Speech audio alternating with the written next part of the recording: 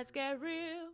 Hello, you guys. Welcome back to Real Talk with Munashe. I am your host, Munashe Chininganya. How are you guys doing? I hope you guys are doing well. I am good. Well, I am good except one thing. I don't know if you've heard recently, but Wendys was in the news because they're going to start doing something called dynamic pricing. And I just want to talk about this because this is bothering me. So, dynamic pricing, if you don't know, they do it with tickets for like concerts, and what do they do it with, like Ubers and Lyfts or whatever, depending on the demand. If everybody wants like a ticket, that specific seat or whatever in the arena, the price can shoot up. Okay, like it's crazy.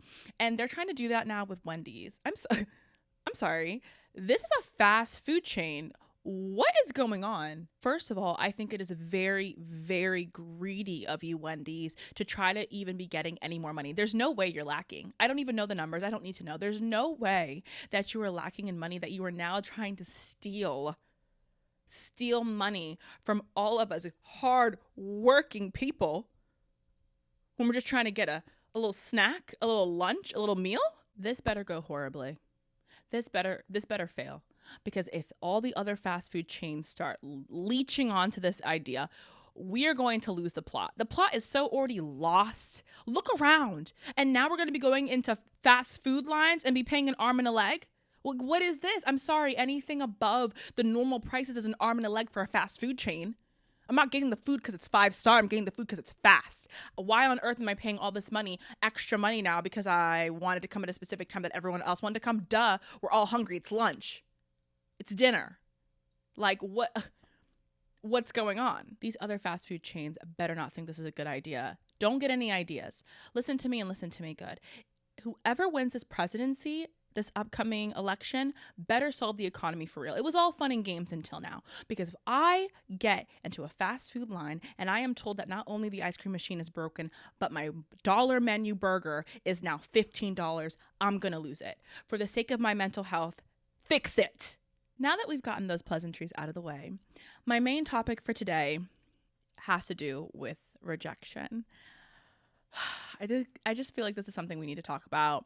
It's been on my heart this week, and I've got some thoughts on it. Let's just start off with the basic statement that I think we all can agree with, that nobody likes rejection. Rejection is not fun for anybody. If you have not experienced rejection, wow, look at you. Your time is coming, because you will experience it at some point if you haven't already, and you can be rejected or feel rejection from so many different things in life. You know, whether it's like a job you applied for or a friendship, relationship, whatever. There's a million different ways that you can feel rejection, and it's something that we all experience. That is a human experience that we all can come together and be like, yep, that's not cute, but it happens. However, I truly believe that rejection is really just redirection, because when you're rejected from something, say you apply for a job, I'm probably going to use a job analogy a lot just because it's easy. I don't know, but you can apply it to whatever. Say you apply for a job and you get rejected. They're like, no, we don't want you. You have no choice but to accept it, because you got rejected. Like, there's no coming back from that. You can't like beg them or plead with them. You have to accept that they said no, and you have to apply again. Or apply for other jobs or whatever it may be. So in a sense, you're being redirected to something else, because that no forced you to have to apply for something else. You still need a job, don't you? Right. So you're going to apply for something else. And so the way that I view it is that rejection is really just redirecting you to something else. And you wouldn't have been redirected had you had gotten that opportunity. I also believe that you really cannot miss what's for you, meaning that if you were meant to get that job, you would have gotten that job.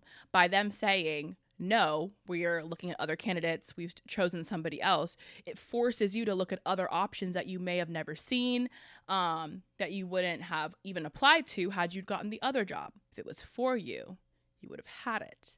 If you were meant to be in that relationship, it would have worked out. You know what I'm saying? Like, when you view it that way, it takes away this like negativity around rejection, because it's like, you know what? If it wasn't for me, why would I want that? If it was for me, it would have worked out. Trying to force something is one of the worst things you can do for yourself. The analogy that I tend to think about when you try to force something that you shouldn't is like when you're doing a puzzle and you're trying to figure out what goes with what, and you try to force a piece with another piece because it looks like it kind of could work, but then the more you do it, the more you realize it really doesn't fit, but you're trying to make it work because you're overdoing the puzzle. That's what I think about when you try to force things that really should not have worked out. You know, you're trying to make it happen, but it's not going to fit. Puzzle pieces fit perfectly. That's not going to fit for you. And the reason you shouldn't force things is because a lot of the times you end up dealing with a lot of nonsense and things that you were never meant to deal with. You didn't take the rejection well and you forced it. Congratulations, you played yourself, because now the amount of things you're going to have to deal with that you were never meant to experience, but because you were stubborn and you decided that this is what you wanted and this is for you, congratulations. Now you get to deal with a whole bunch of nonsense that you could have avoided had you allowed the rejection to be a redirection and you allowed it to be what it was.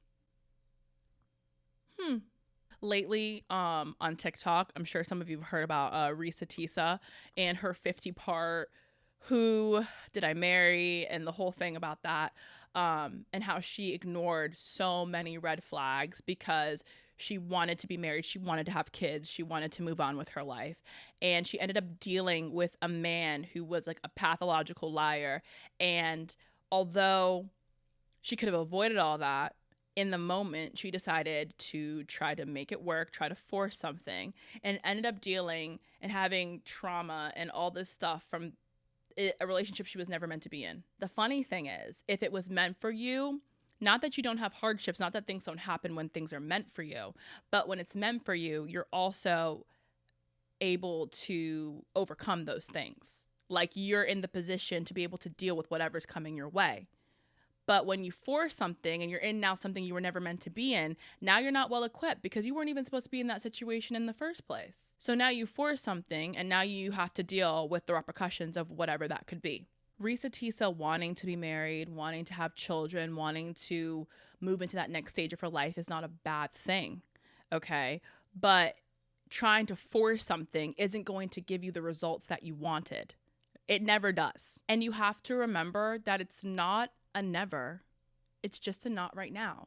If you get rejection, if you feel rejection or you're rejected or whatever from something, it doesn't mean it's never going to happen for you. It just means it's not happening right now. And here's the truth of the matter, okay? I'm going to keep it real with you, like always. You needed to be rejected. You needed to be rejected. You needed to be denied. You needed to be rerouted. Why? Because your character still needed to be developed. There were lessons you still needed to learn. Things still needed to happen. You weren't as ready as you thought you were, okay? And that is what happens when we're rejected sometimes, is because if you had gotten what you'd wanted prematurely, you would have fumbled it anyway. You wouldn't have been successful in whatever it is that you were trying to do. It wouldn't have gone the way you wanted it to go, and it would have been to your detriment. So it's a blessing most of the time when we are rejected from something or denied. Like I said, doesn't mean it won't ever happen for you. But in that season of your life, there's probably other things that you need to experience and go through first so that when you eventually do succeed and get the yes and get the approval, you're ready to face and deal with whatever comes with that. Because getting something prematurely is just as bad, or if not worse, than getting rejected. Because if you get it prematurely and then it goes south, what if that was your one chance, your one opportunity?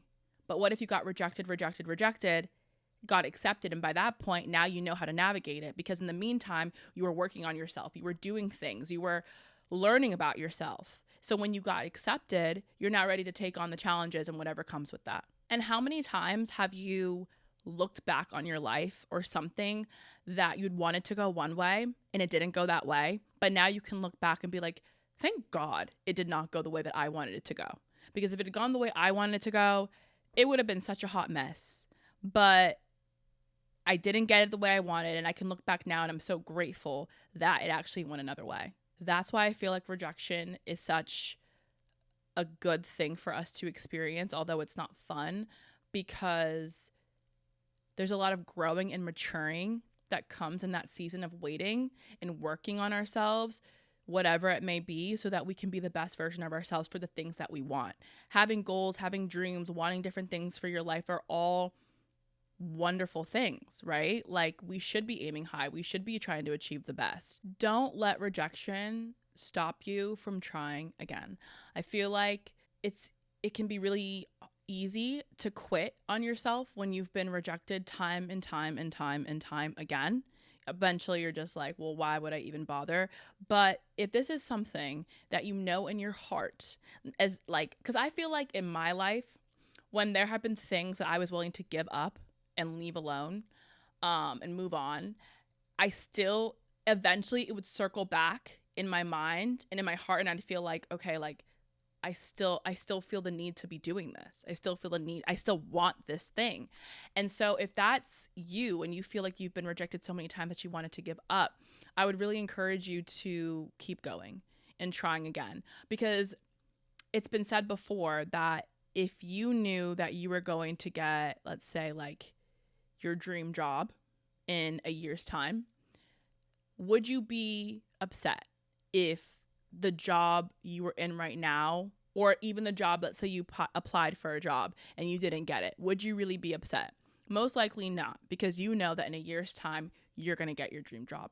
Unfortunately, we never know when these amazing things are going to happen to us, which kind of sucks, but it's just, again, like, it's about having faith and just believing that, like, you're put on this earth for a reason, and that there's a reason that you strive for the things in life that you want. There's a reason that we're all different people and that we all have these different interests and hobbies and wants and stuff. But keep trying and keep going. Again, in that meantime of the rejection, instead of letting it defeat you, think about the things you can be working on, the things that you can be bettering yourself in. And then when the opportunity arises, try again. Try again. And eventually your hard work, your dedication, your faith will allow you to walk into the things that were meant for you. And there's nothing better than getting the yes when the time is right. When the time is right. When you get the relationship, when you find your person, when you get the job, when you succeed in a goal you had, whatever it is. It's a satisfying moment because you know how hard you've worked, you know what rejection feels like, and you overcame it all, and you still ended up on top. I think rejection is really a tool that can make or break people, but I don't think it was ever made to break us. I think we were meant to use rejection just as a indicator that this is not for us, but not as a permanent decision. And listen, I always say, okay, if God be for you, who can be against you? If God is on your side, would he not want the best for you?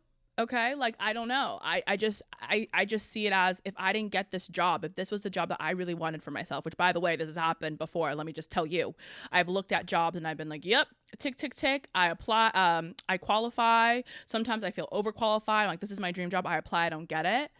And I'm really confused because I'm like, wait, like, I feel like the perfect candidate. But then I have to remind myself that, okay, the Lord's on my side. He would never reject me from a job that that he wants me to have. That just wouldn't make sense. So clearly this is not meant for me. This is not my time. This is not for me. And when it's my time, the job will, open up or whatever it is. You know what I mean? And so I just always hold on to that personally, as I navigate life, because rejection is something that you can experience a lot. And I would hate for it to be something that stops you from going after the things that you really are passionate about and you really love. I feel like I needed this reminder about rejection and redefining rejection, not letting rejection be the end all be all, but moving past it and understanding it's just a part of life. But again, like, I will succeed and I will excel and I will live out the life that I'm meant to, and so will you. So that was what was on my heart today, you guys, for this week. Wishing you all the very best. And I will see you in the next one. Bye.